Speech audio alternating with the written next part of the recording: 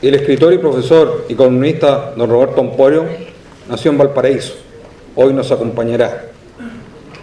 Fue embajador en Chile, de Chile en México y ministro de Cultura. Para los que son aficionados al fútbol, es hincha de Wander.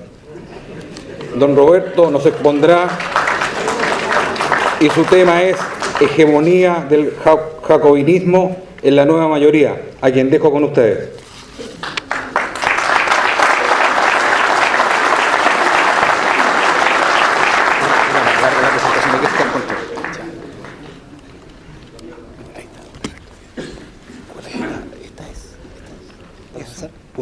Puntero láser para avanzar y atrasar. Ya, perfecto. Ya.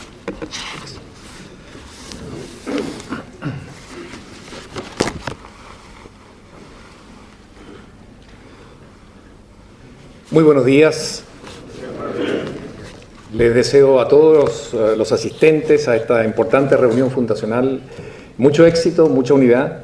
Creo que es muy importante tener presente que, dadas las circunstancias que tenemos hoy en Chile, donde estamos experimentando un proceso de falta de credibilidad generalizada en las instituciones, el funcionamiento y la actividad de organizaciones va a jugar un papel cada vez más relevante. Así que les deseo mucho éxito en este paso que están dando. En el día de hoy voy a plantearles algunas reflexiones. No voy a analizar la política contingente, lo van a hacer otros expositores. Lo que yo quiero hoy es compartir con ustedes 6 aspectos político-ideológicos que dicen relación con el jacobinismo de la nueva mayoría. Creo que esos elementos son importantes para entender el inquietante rumbo oficialista. Entiendo por jacobinos a los sectores más radicales de la nueva mayoría, a aquellos partidos, movimientos o sectores que se identifican con Cuba, Corea del Norte, Venezuela, o sienten nostalgia por la extinta RDA y el campo socialista, y que desean desmontar el denominado modelo chileno y refundar el país. José Martí, el independentista cubano, decía que la política es aquello que no se ve. Es decir, lo clave no es tanto lo que dice y hace el político, sino lo que lo induce a decirlo y a hacerlo. Siguiendo Martí, me permito presentar estos 6 aspectos que pasan a menudo inadvertidos y que bajo la superficie de la política inspiran a los jacobinos. Conocerlos permite entender tanto el alma escindida como la conducción zigzagueante de la nueva mayoría. Son, como ustedes ven allí, los siguientes: Revolución 1.0 y Revolución 2.0, Antonio Gramsci, la hegemonía cultural, el legado de Salvador Allende, la distinción amigo-enemigo, la identidad de la nueva izquierda, el foro de Sao Paulo. Vamos a ir por parte. A ratos, la nueva mayoría parece un gobierno decidido que, a pesar de la pérdida de apoyo social, avanza sin renuncia, pero después tenemos la impresión de que desea actuar de forma gradual y consensuada con la oposición. Sin embargo, al poco andar, vuelve a sorprender cuando se corrige y regresa al primer enunciado. Hay 2 formas de interpretar este movimiento errático. Una, atribuir esto al ala moderada de la nueva mayoría, que no permite la radicalización del gobierno, aunque al final termine añadiendo sus votos a proyectos de ley del Ejecutivo. A ese sector se le denomina conservador. En rigor, es ralentizador, un freno al cambio acelerado y radical. La otra forma, y en esto quiero detenerme, dice relación con el factor acelerador, los partidos jacobinos. Lo explico dando un rodeo. Quienes se identifican con las ideas de libertad, seguimos atados a la imagen clásica de la revolución socialista. Me refiero con esto a la visión que suministró el marxismo-leninismo hasta la Guerra Fría, que yo denomino Revolución 1.0. Esta se caracteriza por la toma del poder mediante las armas, la Revolución Rusa o la Revolución Cubana, la instauración de la dictadura por parte de una vanguardia que estatiza la industria y la tierra, el comercio y la educación, los medios de comunicación y la banca, en fin, que crea un régimen monopolizado en todos los ámbitos por el partido-Estado. Es la Revolución 1.0. Ante ella, nosotros cuando vemos esto nos ponemos de inmediato en alerta, la identificamos, condenamos y combatimos. Pero las cosas han cambiado tras el derrumbe de los socialismos reales en 1989.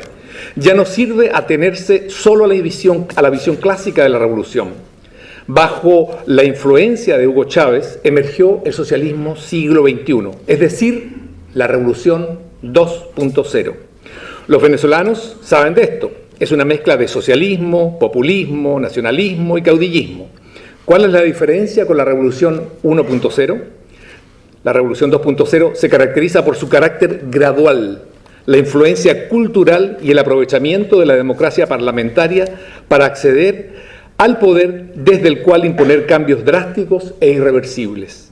Este es un cambio en el origen del poder autoritario o dictatorial y en la consolidación del poder, y eso debe, o eso mejor dicho, obliga al menos a actualizar el análisis de la revolución. En su obra Estado y Revolución, escrito meses antes de la Revolución de Octubre de 1917, Lenin hace una radiografía del poder y fija la metodología para tomarlo. Se trata de conquistar el poder militar para imponer la reestructuración radical de la sociedad, inspirándose en la ideología estatista y totalitaria, que lleva el control completo del país. Lenin, basado en textos de Karl Marx y su experiencia bolchevique, establece así la forma clásica de la toma del poder y la instauración de la dictadura del proletariado que impondrá el socialismo, según lo esbozó Carlos Marx. Lamentablemente, muchos seguimos identificando la toma del poder revolucionario solo con esa forma clásica, es decir, con la toma del Palacio de Invierno o el ingreso de Fidel Castro a La Habana en 1959. En otros casos, la identificamos con la conquista del poder por parte de los partidos comunistas en Europa Oriental, después de la Segunda Guerra Mundial, un proceso que fue posibilitado por las tropas de ocupación soviéticas. Nuestro sistema de alerta temprano, ante el surgimiento de regímenes autoritarios o dictatoriales de izquierda, suele activarse solo cuando los procesos se presentan en su modalidad clásica, marxista-leninista, como Revolución 1.0. Es fácil reconocer el proceso clásico, desde luego. Difícil es, sin embargo, reconocer la amenaza a partir del socialismo del siglo XXI. Chávez elabora y practica una toma del poder diferente a la rusa, china o cubana. Esa es la Revolución 2.0. En ella se conquista primero la sociedad civil, base del sistema democrático, y se asciende luego a la cúspide estatal, asegurando posiciones en la sociedad política mediante elecciones, decretos y resquicios legales, e instalando cerrojos para impedir el retorno a la democracia. El proceso gana posiciones en forma gradual, como en la guerra de guerrillas. La Revolución 2.0 aprovecha elecciones que gana mediante una figura carismática, una alianza vasta y colorida y un discurso populista que promete satisfacer las más heterogéneas y contradictorias demandas económicas, políticas y sociales que surjan. Como lo vemos en Venezuela, en Nicaragua, en Bolivia o en Ecuador, se trata de un poder que se va ampliando y consolidando mediante la entrega de bonos, subsidios, manifestaciones callejeras, piqueteros, comandos civiles de acción político-militar, creación de unidades de inteligencia político-partidaria, cooptación de sindicatos, justicia, policía y también militares, intervención creciente del Estado en la economía, cambios constitucionales, tolerancia con la delincuencia y el narcotráfico, desgaste de las instituciones y un épico discurso nacionalista revolucionario del caudillo que siempre pinta al diablo en la pared como responsable de los tropiezos del proceso. A veces el culpable es el imperialismo, a veces lo son la burguesía, los reformistas o los traidores. El objetivo, partir de cero. El síndrome de Cristóbal Colón. La historia comienza cuando yo llego. La Revolución 2.0 se inicia con la conquista gradual y pacífica de las instituciones sociales, desde el Parlamento a la justicia, de la prensa a los maestros, del ejército al comercio exterior, de la confiscación de empresas y tierras a servicios gratuitos, todo lo cual se mimetiza con las formas de la democracia representativa. Es un proceso anestésico que apunta a conseguir la dosis de poder que permita hacer irreversibles los cambios. Su verdadera institucionalidad la admite el caudillo solo en etapas de auge del movimiento. En circunstancias favorables, los caudillos, como los de Venezuela, Bolivia o Ecuador, reconocen su voluntad de construir un país radicalmente nuevo, amenazan con aplastar a quienes se opongan a la emancipación del pueblo y proyectan la necesidad de gobernar por decenios para llevar a feliz término los cambios que permitirán establecer la igualdad y la justicia, supuestamente. Si estudiamos los discursos de Maduro, de Correa, de Evo Morales, encontraremos esas características nítidamente plasmadas en ellas. Quiero ser muy claro, queridas amigas y amigos, no pretendo sacar conclusiones mecanicistas con respecto a Chile, pero me permito recordar que en una coyuntura muy favorable para la nueva mayoría el año pasado, líderes jacobinos llamaron a emplear la retroexcavadora y aplicar las mayorías para imponer las reformas, discurso que fue morigerándose por la pérdida de respaldo ciudadano en las encuestas. Sin embargo, lo que no debe olvidarse es la eufórica expresión de soberbia en tiempos de auge político. Si la Revolución 2.0 es clásica en un sentido marxista-leninista, la 2.0 se reviste con un manto gramsciano que inicialmente la vuelve tolerable a la vista de muchos que después serán sus víctimas. Hablo del manto gramsciano porque el proceso gradual se asemeja a lo que el marxista italiano de comienzo del siglo XX, Antonio Gramsci, postuló como imprescindible para establecer el socialismo, la hegemonía cultural de la izquierda en un país. Veamos, por lo tanto, este punto con respecto a Gramsci. En lo relativo a destruir la sociedad capitalista y construir el socialismo, Gramsci difiere de la visión marxista-leninista. Creo que esto es importante tenerlo en cuenta. El marxista italiano, distanciándose de Lenin, tras vivir casi 2 años en Moscú como representante ante la Internacional Comunista, propone para Europa una forma diferente a la forma rusa para tomar el poder. Es una forma cultural, gradual, interna y pacífica, porque son sociedades más complejas. Para Gramsci es esencial una ofensiva cultural de largo plazo, cuyo objetivo es influir en la sociedad, creando una atmósfera político-cultural alimentada por intelectuales revolucionarios, denominados intelectuales orgánicos. Objetivo, instalar esas ideas como de sentido común en la sociedad. Eso lo logra la hegemonía cultural. Esto es importante cuando se habla de hegemonía cultural, cuando se habla de Gramsci. Las ideas de un sector se convierten en ideas de sentido común para la mayoría a partir de un trabajo cultural inteligentemente diseñado. Es una alianza, además, apoyada por una alianza, que los partidos, en este caso comunistas o filocomunistas, conforman con sectores obreros, campesinos, organizaciones sociales, clases medias, profesionales, cristianos, etc. Se intenta buscar esa alianza. Esto implica conquistar gradualmente el consentimiento de la sociedad desde el interior y sus bases, no mediante las armas. La sociedad, a juicio de Gramsci, demandará las transformaciones profundas porque las va a considerar de sentido común. Has triunfado, decía Gramsci, cuando tus ideas como sector político se convierten en ideas de sentido común para la sociedad. Gramsci, en este caso, desafía la línea de Lenin y Stalin, se da cuenta que Europa es diferente a Rusia y propone entonces y dice que la conquista del poder mediante las armas no conduce a buen puerto. Gramsci parte de un supuesto pragmático. Las personas que viven en sociedades democráticas y prósperas en Europa, todo esto es relativo porque estamos hablando del 1920-30, mal estarán de acuerdo en apoyar una revolución que implica armas, guerra civil y destrucción de formas de cooperación y de una sociedad civil que valoran. Gramsci elabora, por lo tanto, una transición al socialismo adecuada a las condiciones de la Europa de entonces. Mientras muchos no identifiquen a la nueva forma de acceder al poder por parte del populismo y socialismo bajo el socialismo del siglo XXI, la Revolución 2.0 continuará prosperando en América Latina y también probablemente en nuestro país. El avance en un inicio gradual de las reformas y estatizaciones en Venezuela permitió a muchos alentar la esperanza de que el modelo necesitaría de ellos, por lo que respiraron confiados hasta que la Revolución Bolivariana se radicalizó. Me temo que en esta materia de la gente de centro y derecha ha leído solo hasta el apasionante libro El Estado de la Revolución de Lenin, pero ha dejado de lado el pensamiento de Gramsci. Y también no ha estudiado con atención los postulados de los ideólogos de Hugo Chávez, como Norberto Ceresole, Hans Dietrich o Martha Harnecker, a quien la retórica de Fidel Castro dotó posteriormente del aura socialista y antiimperialista. Permítanme pasar en este caso a a esto que llamamos el legado de Salvador Allende. Aquí hay un tema con las fotografías que no están saliendo bien, pero les pido un poquito de imaginación. El legado de Salvador Allende creo que es importante subrayarlo. Si miramos bien a Salvador Allende, nos damos cuenta que en los años 60 y 70 él era gramsciano.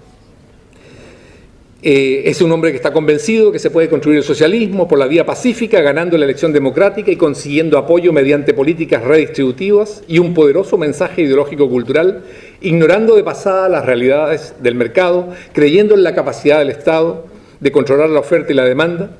Así Allende aspiraba a que Chile se convirtiese en el primer país socialista del mundo por medio de elecciones. Al igual, y esto creo que es importante recordarlo, al igual que Gramsci frente a Stalin, Allende propone una vía diferente frente a Fidel Castro, la vía pacífica del socialismo en lugar de la vía armada del castrismo. Postulaba, y ustedes lo recordarán, un socialismo con sabor a vino tinto y empanadas, y cosa que, por cierto, a Fidel Castro y al MIR y a sectores del Partido Socialista les parecía completamente iluso. Al mismo tiempo, Allende muestra ciertas diferencias con respecto a Gramsci. Es explícito. Él confiesa desde un inicio que aspira a la revolución socialista y pinta su objetivo en el programa de gobierno de la Unidad Popular. Su objetivo es el socialismo, tal como el de Cuba, la RDA o Vietnam, pero por vía democrática. En este sentido, Allende es ecléctico y contradictorio, pero también, hay que reconocerlo, creativo. Mezcla características de la vía clásica de la instauración socialista con la alternativa de Gramsci, y termina así aportando una vía propia que es la vía allendista.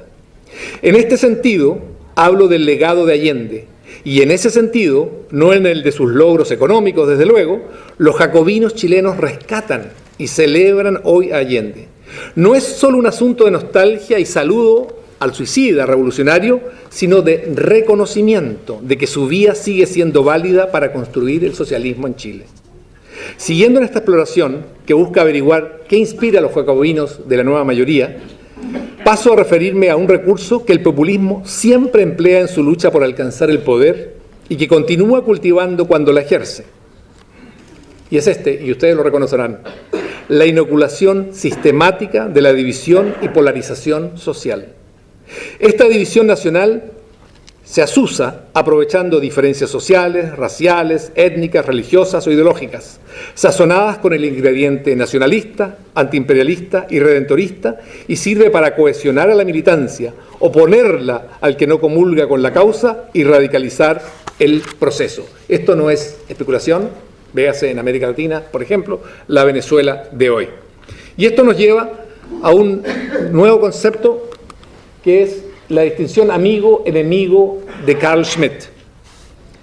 Me detendré en este jurista y filósofo político alemán, que fue nacionalsocialista y declarado antiliberal en un momento, que establece como característica irreductible de lo político la distinción amigo-enemigo.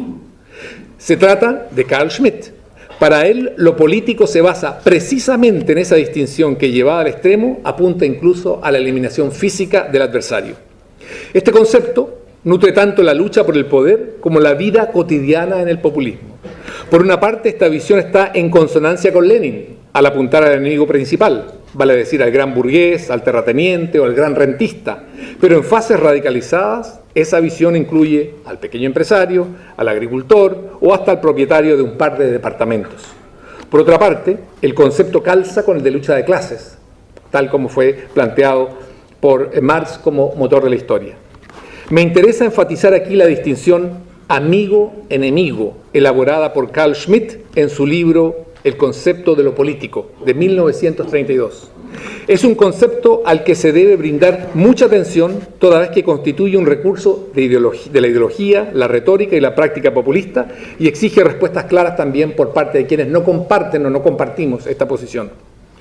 Nada expresa en Chile mejor la aplicación de esta distinción entre amigo y enemigo, que Schmitt considera esencial en la definición de lo político, que el concepto de los poderosos de siempre o la retroexcavadora, empleados por el oficialismo en un momento.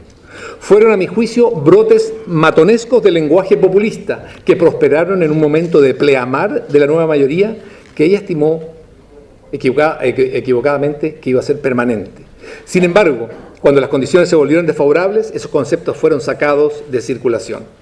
Carl Schmitt sostuvo que, para lograr la paz e imponer los objetivos nacionales, el Estado debe fijar el escenario político según la distinción amigo-enemigo. Al establecer esta distinción, lo político, y esto es importante, se torna un espacio de conflicto permanente, que claro, entre Estados puede alcanzar la guerra, pero dentro de un país, la revolución o la guerra civil. La distinción amigo-enemigo de Schmitt está presente como instrumento esencial entre quienes respaldan y lideran las revoluciones 2.0. Y no se trata solo de recurrir a calificativos o adjetivos para proyectar al enemigo y al amigo, sino que se recurre también al manejo de la historia, o mejor dicho, a la construcción y el ejercicio de la memoria nacional. Permítanme una breve reflexión sobre la memoria de la historia. La memoria en un país se construye con datos e interpretaciones, pero también con silencios y omisiones.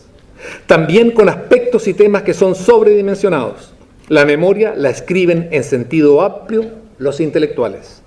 Es un error pensar que la memoria solo se refiere al pasado. La memoria es la forma en que un sector político puede hablarle hoy al país. La memoria se escribe desde el presente e intenta incidir en el presente.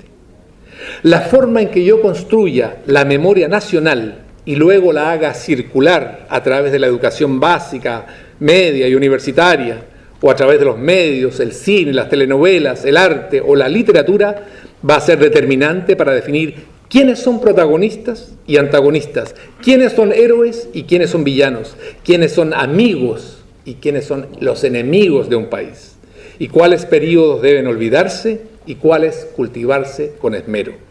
La historia, insisto, se escribe y lee siempre desde el presente, e influye en el presente y las definiciones de futuro de un país. La memoria es también una forma de construir la distinción amigo-enemigo. Quiero señalar que esta pregunta que surge de esta reflexión para la política cotidiana es entonces delicada, y es la siguiente: ¿cómo se lucha contra un adversario político que, por convicción y necesidad, recurre en forma permanente a la distinción amigo-enemigo? ¿Cómo se lucha contra un adversario que al mismo tiempo sufre del síndrome refundacional, dice representar los mejores anhelos de una nación y desconfía en política del consenso y los acuerdos? Es, desde luego, una interrogante de difícil respuesta. Abrazar a quien no quiere ser abrazado, a quien necesita construir a un enemigo para avanzar. ¿Cómo se abraza? ¿Cómo se llega a acuerdos con él? Pasemos entonces al quinto aspecto, que yo creo que también es importante y está todo vinculado: la identidad de la nueva izquierda. Hay una pensadora que se nutre de Carl Schmitt y ejerce influencia poderosa pero soterrada en la ideología populista y del socialismo siglo XXI. La belga Chantal Mouffe, que es una mujer brillante, una intelectual de izquierda destacadísima y que hace muy bien su trabajo. Interesante su libro En torno a lo político, inspirado en el concepto de lo político de Carl Schmitt, que acabamos de ver. Me atrevería a decir que su libro, publicado el año 2005, ofrece la distinción amigo-enemigo adaptada a las circunstancias actuales de nuestra región. Mouffe nos permite entender desde la izquierda la estrategia del populismo y, en el caso de Chile, el sorpresivo y radical cambio de la nueva mayoría. Mouffe envía una voz de alerta contra los consensos. Denuncia ante la izquierda que los consensos solo desperfilaron a la izquierda en los últimos decenios. Dice: considero que concebir el objetivo de la política democrática en términos de consenso y reconciliación no solo es conceptualmente erróneo, sino que implica también riesgos políticos. En su opinión, la política de consensos, en que cayó la izquierda mundial en los últimos decenios, favorece a las fuerzas que defienden el statu quo liberal y de economía de mercado, y debilita, desorienta y deja huérfanos a quienes están por los cambios profundos. Para Mouffe, lo político es un espacio de poder, conflicto y antagonismo, que es, cito, constitutivo de las sociedades humanas. Para ella, la tensión y el desencuentro en el espacio político no son de temer, sino necesarios y deseables. MUF no analiza el impacto de esas tensiones en el ámbito de inversión nacional y extranjera, por ejemplo. Los considera costos colaterales a pagar en beneficio de los grandes cambios, algo que algunos políticos oficialistas repiten en Chile estos días, por cierto. A su juicio, de MUF, cito, la política democrática no puede limitarse a establecer compromisos entre intereses o valores o a la deliberación sobre el bien común. Para ella, el liberalismo rechaza lo político en su dimensión antagónica porque necesita estabilidad y ocultar las contradicciones sociales. MUF cree en la lucha de clases y prefiere, en lugar de los consensos, el modelo adversarial y la lucha agonista que ubica a medio camino entre la lucha antagonista, la de la Revolución 1.0, y el acuerdo y los consensos. Y esto también es muy importante y me gustaría subrayarlo. En su opinión, el consenso desmotiva a la izquierda, desperfila los proyectos reformistas y arrebata las banderas inspiradoras a las fuerzas del cambio, e impide el reclutamiento de jóvenes idealistas y activistas. El consenso debilita y vuelve vago el mensaje de las fuerzas del cambio profundo. MUF considera que, como bajo el consenso no hay razón para identificarse con un partido, estos, los de izquierda, pierden identidad. Para la izquierda, renunciar a la política adversarial es, según MUF, suicida, porque le impide proyectar y defender su proyecto y la anula para impulsar tanto una revolución 1.0 de corte clásico o una 2.0 de inspiración gramsciana, que barra con el orden liberal. Para MUF, la tensión adversarial permanente en política es una cuestión de vida o muerte para la izquierda.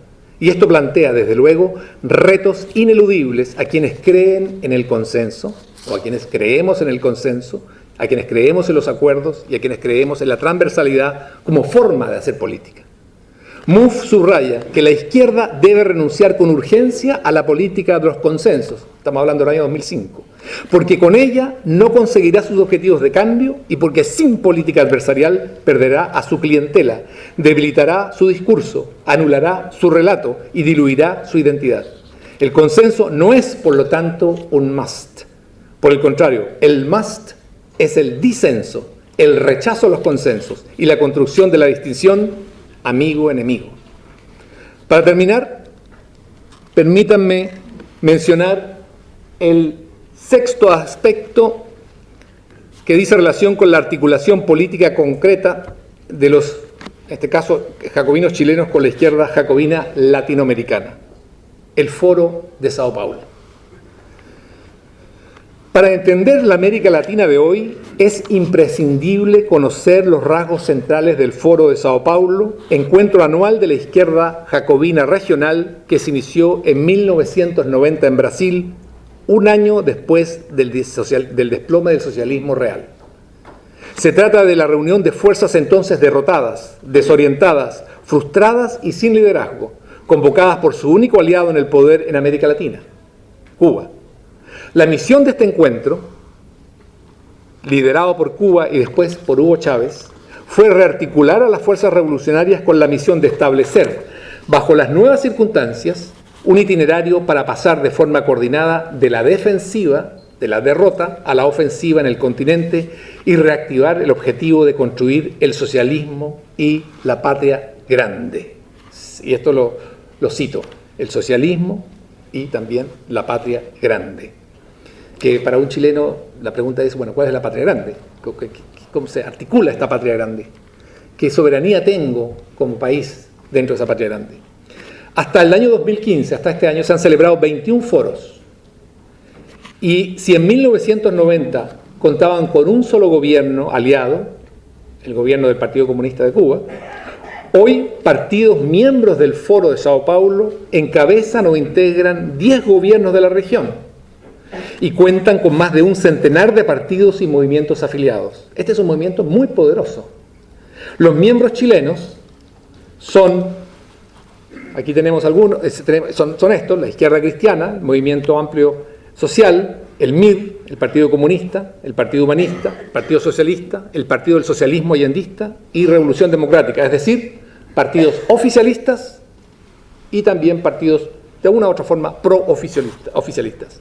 Estos encuentros anuales se dedican a examinar muy seriamente y a tomar acuerdos en todas las áreas de la política nacional de cada país e internacional, los problemas económicos, sindicales, migratorios, ambientales, culturales, ideológicos, de género y pueblos originarios, de alianzas políticas y coordinación de esfuerzos e intercambio de asesores y especialistas.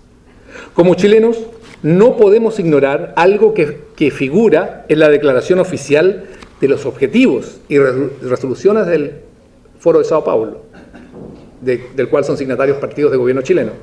Dice: propugnar la construcción del socialismo en América Latina y de la patria grande, oponerse a la Alianza del Pacífico, procapitalista y proimperialista, respaldar lo que definen como el derecho a una salida soberana de Bolivia al Pacífico, apoyar incondicionalmente los procesos de Cuba, Venezuela, Bolivia, Ecuador y Argentina, y proponer políticas con las cuales guarda una llamativa semejanza el programa de la nueva mayoría. Entre los objetivos principales del 2014 figuran, y aquí yo estoy citando de algo que está en la red, esto no es especulación de Roberto Ampuero, esto está en la red y es bueno saberlo y estudiarlo. Entre los puntos: punto 2, ampliar la capacidad de elaboración de las izquierdas latinoamericanas y caribeñas, intensificar el debate sobre el rumbo de los cambios en la región, su carácter y objetivos a corto, mediano y largo plazo, estudiar las alternativas al neoliberalismo y al capitalismo. Punto 4, cito también: seguir luchando para desplazar de los gobiernos a las fuerzas conservadoras, neoliberales y excluyentes, donde éstas gobiernan. Luchar concertadamente para derrotar el contraataque del imperialismo y de las fuerzas reaccionarias dentro de los países de la región. Ya sabemos quiénes son reaccionarios, para gente radicalizada como los jacobinos.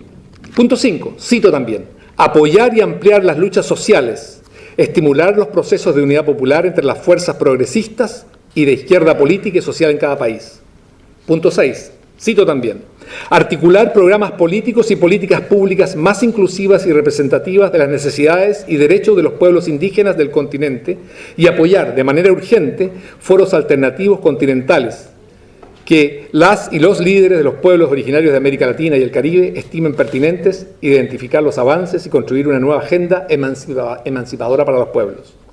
Punto 15, que también llama la atención, porque hay partidos chilenos de gobierno que han firmado esto.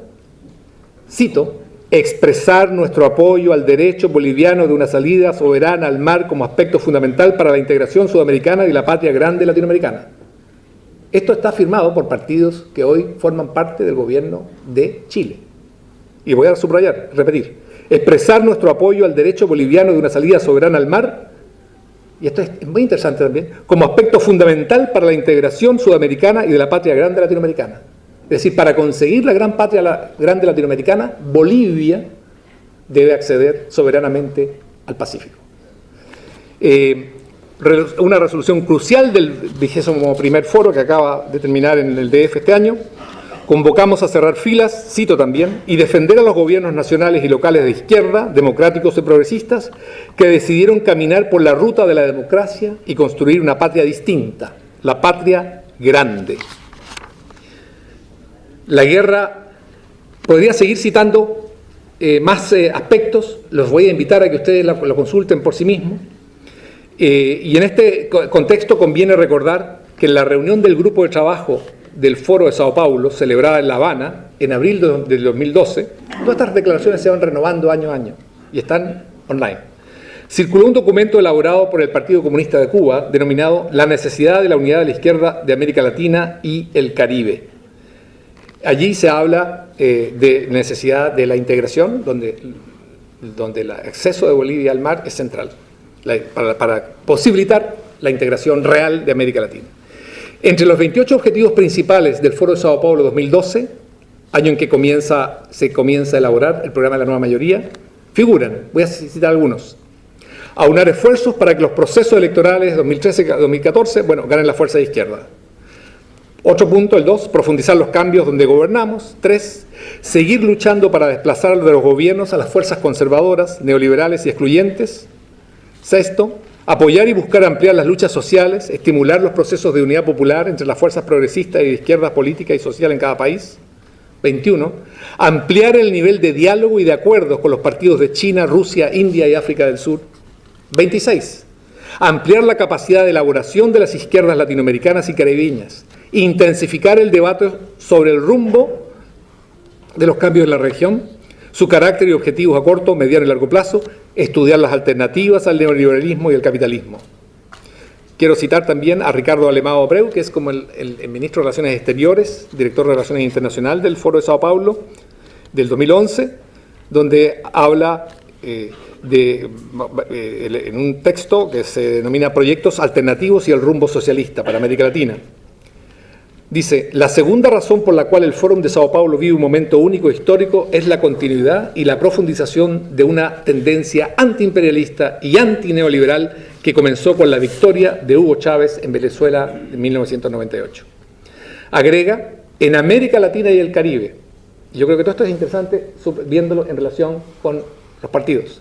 En América Latina que suscriben desde Chile, en América Latina y el Caribe luchamos por el éxito de la Revolución Cubana y de estos gobiernos nacionales, Argentina, Brasil, cabiendo a todos los que componen el foro la tarea de combatir contra las amenazas y presiones imperialistas, derrotar a la derecha en las próximas batallas y seguir avanzando. Estos gobiernos representan una parte del poder e inauguran el desafío de construir no solamente para una mayor democratización, sino también en términos estratégicos, un nuevo poder popular que asegure un rumbo socialista al proceso.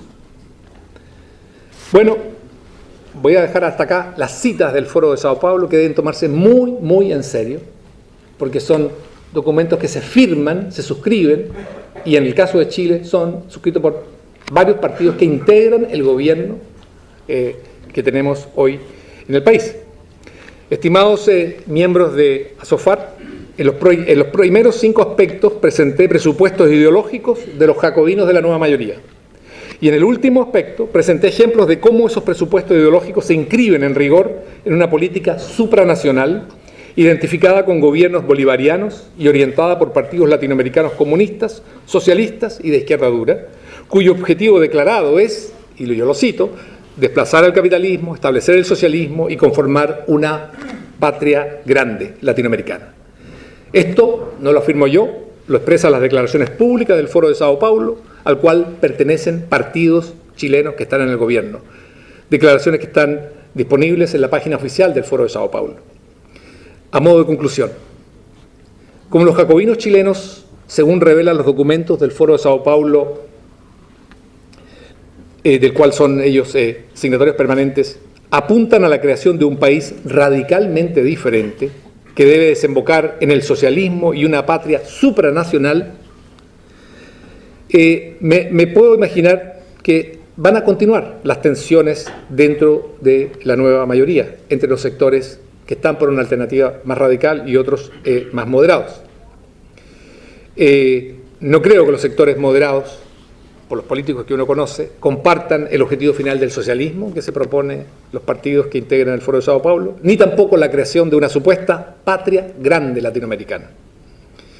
A mi juicio, lo crucial hoy consiste en saber si la izquierda jacobina de la nueva mayoría aspira solo a perfeccionar, a mejorar, a través de medidas pro igualdad e inclusión social al país en que vivimos, o pretende construir un Chile radicalmente nuevo, empleando la vía gramsciana de radicalidad gradual e interna, que en sus inicios no desecha las formas democráticas ni emplea los términos de revolución o socialismo en Chile, y que expresa con nitidez las declaraciones del Foro de Sao Paulo. Es lo primero, y en ese sentido estamos siendo alarmistas al inventar ambiciones de la nueva mayoría. ¿Estamos viendo solamente, por lo tanto, fantasmas de la Guerra Fría? ¿O es lo segundo, el inicio de una revolución 2.0, y no estamos advirtiendo la radicalidad que nos amenaza? ¿Es lo primero, y entonces debemos celebrar que la izquierda jacobina haya renunciado al socialismo, o es lo segundo, y el ritmo y profundidad de los cambios estará determinado por la correlación de fuerzas que los jacobinos encuentren en cada momento en Chile. Tengo la impresión de que mientras los sectores de centro y derecha continúan analizando fundamentalmente la contingencia política diaria y descuidando el análisis de la ideología y la praxis jacobina, no se alcanzará a tener una radiografía completa y nítida de la nueva mayoría. Y como sector caerá en la impotencia, en el desconcierto, en la división, en la frustración. En lo personal, soy un convencido de que urge reencontrar el camino del diálogo en Chile, la sensatez, la cordura y los consensos entre los sectores moderados de izquierda, centro y derecha, que representan el sentir de la inmensa mayoría de los chilenos. Solo de esa forma podremos enfrentar con solidez y estabilidad los desafíos refundacionales que, a mi juicio, nos acechan. Necesitamos recuperar la mesura política, el diálogo cívico y pragmático, la tolerancia, la transversalidad, la sensatez y preservar también lo positivo que ha logrado Chile en los últimos decenios y modificar, claro, aquello que merece ser modificado o perfeccionado. Parafraseando a José Martí, con quien comencé estas palabras, me atrevería a decir que debido a la crisis de credibilidad generalizada, la ausencia de liderazgo nacional que advierten y están aprovechando muy bien nuestros vecinos y el desprestigio lamentable de la clase política, muchos de los grandes riesgos que amenazan al país no están hoy a la vista de todos los ciudadanos. Mucho éxito, muchas gracias por la atención.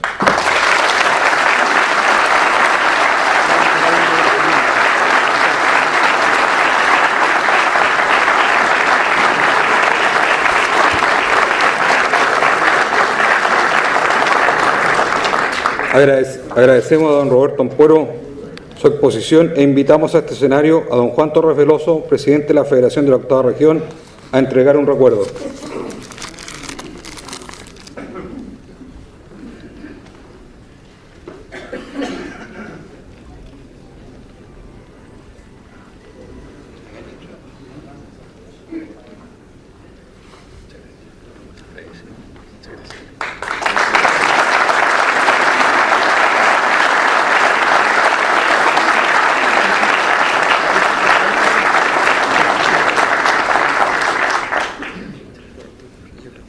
Sí, muchas gracias. Y el libro de Paula. Sí, muchas gracias. Gracias, hasta luego. Gracias.